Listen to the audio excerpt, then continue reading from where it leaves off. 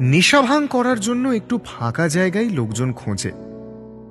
কৌশিক, পিন্টু আর সোমনাথ এতদিন গাঙ্গুলি বাগানের প্রাইমারি স্কুলটার ভেতর ঢুকে নেশাভাং করত।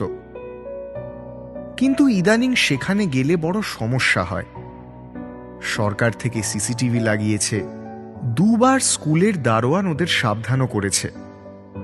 বলেছে এরপর দেখলে ফুটেজ নিয়ে সোজা থানায় যাবে।